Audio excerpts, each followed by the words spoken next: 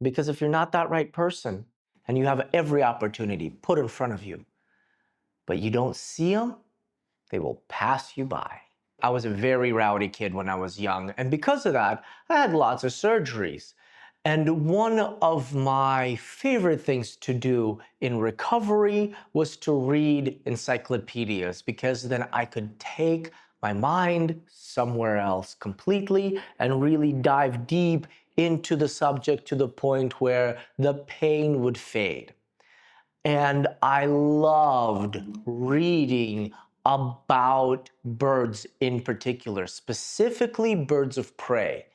One of my favorite books, as a matter of fact, was American Birds of Prey. And I was always fascinated with the California condors, how their wingspan could be 10 to 12 feet, or basically 3 to 4 meters. It's just absolutely insane.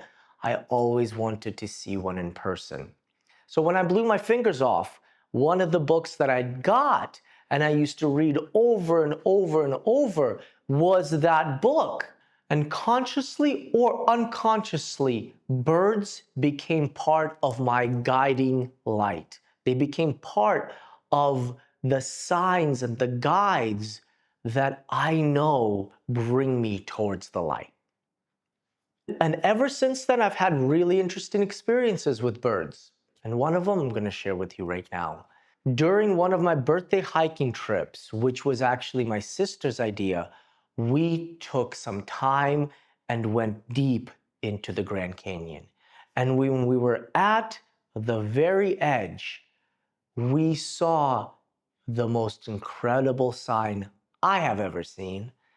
And it was a California condor, a baby California condor, which I found out later, less than 100 meters away from me. I'm enjoying looking at this beautiful bird, which I've wanted to see ever since I was very little. And all of a sudden, I see this crazy screaming guy run out and go, ah, towards the bird. I didn't know what to do. I was completely surprised and gasped. And obviously, the bird flew off. Very concerned. I just kind of paid attention to see what would happen next. The bird landed not far, and the person did that again, sprinted towards the bird, screaming and waving his arms. At this point, I was very curious, what is going on here? So I went and actually talked to this person. Lo and behold, he was one of the main ornithologists for the National Park Service. And his job at the time was to make sure that the baby condors grew up being afraid of people. People have harmed those birds to such an effect that now when the birds are being raised, they're raised in such a way so that way they become scared of human activity and human contact, so that way they just stay away from humans. Now, at this point in my life, it seemed to others, and even to myself sometimes, that I was meandering. It definitely looked like that from the outset, because I was taking the time to really develop myself. I was taking the time to become the right person, because it's not enough to be in the right place at the right time. You have to be the right person in the right place at the right time to take advantage of the opportunities, to take advantage of the things that are put in front of you. Because if you're not that right person and you have every opportunity put in front of you, but you don't see them, they will pass you by. So at this point in my life, I was really taking the time to become the right person. And to other people, it looked like I was just zigzagging and maybe even going backwards. However, in this moment, when I saw this bird, when I saw this little baby condor that I've been wanting to see for over 15 years, I knew I was on the right path and that everything truly is on purpose. Everything is on purpose. So I got to connect a little bit with this ornithologist, and he shared his story with me. And when John shared, I was not only humbled, I knew that this encounter was not a chance encounter.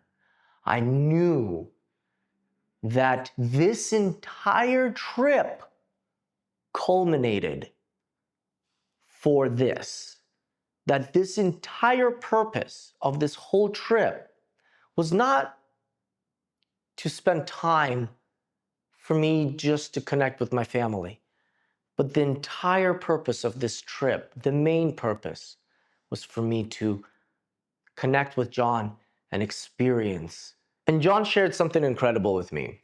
He was actually a very successful stockbroker and had his own hedge fund for over 10 years in New York City and ran a very successful, very good hedge fund. Private money, billions of dollars under management. John was not happy. And after doing that for 20 years, he stopped. And he searched for something to do for the next 3 to 5 years. He searched what he wanted to do. He bought an island in the Caribbean. He bought a chateau in the mountains of Switzerland. He did all the things. And his wife at the time suggested, hey, John, why don't you follow your passion? Go study and work with birds. And John said, I'd have to go back to school. I'm already so old, blah, blah, blah. And she said, so what? So he did. He went and got his PhD in animal conservation, and he became one of the main ornithologists for the National Park Service, and he has his dream job. He goes around different national parks 80 to 100% of the year, and he just works with endangered species. How incredible is that? It took him 25 years of toil to find his calling, to find his passion, to find and live his life's purpose. And in that moment, I was humbled because I knew that I've known my life's purpose for much longer, and I wasn't living it then. I knew I wasn't walking the walk fully, but I was on the right track. I knew that everything was on purpose, and connecting with John and with the bird, seemingly chance encounter, encapsulated everything I was working so hard for the past 5 years. Working deep inside here, working on myself to make sure that inside the light is bright. Inside, the peace is assimilated. Inside, the castle is strong. And I knew I was ready. I knew I must live my life's purpose. And I have. And I have.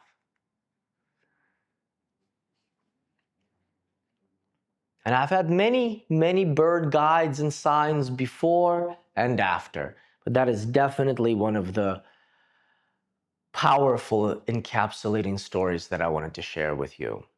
I'm not sure what your signs or what your guides will look like. They might come in forms of animals. They might come in forms of numbers as they do for a lot of people. Numerology can be a very, very powerful tool for sure. All you gotta do is just open up and pay attention. If you are open to seeing the signs, you will see the signs. And how will you know if you're seeing the signs? It's very simple. If you're seeing the same signs over and over, if you're seeing birds, animals over and over, the same birds or animals over and over, if you're seeing the same numbers repeating over and over, if you're seeing the same patterns repeating over and over, you're definitely seeing signs. If you're having the same conversation and again with different people, that is a sign. There's signs here. And if you want to pay attention, and if you want to see the signs, all you got to do is pay attention. Then you will start seeing the signs because you will start integrating the reticular activation system. You'll start implementing and using the reticular activation system to bring the signs into your awareness. It's very powerful. And when you do that, you will be able to tell when you are closer to the source, when you are more connected. And you'll be able to tell when you are a little bit in separation, when there needs to be a little bit more rapport building with the universal intelligence, God, the source. So it doesn't take a lot of effort. It just takes consistent practice, really paying attention to the gut and making sure that you do not ever, ever, ever disparage yourself for actually seeing the signs. Because if you do that, you won't see them. If you see signs, you are meant to. You are very powerful, and everybody is meant to be seeing them. Everybody can. I guarantee it. So open up a little bit to the positive energies. Open up a little bit to your guiding angels, to your guiding light, and you will start being guided. You will see the way being lit. Thank you again. This is Russ Nikita. I'll see you soon. Let's get it. Let's go.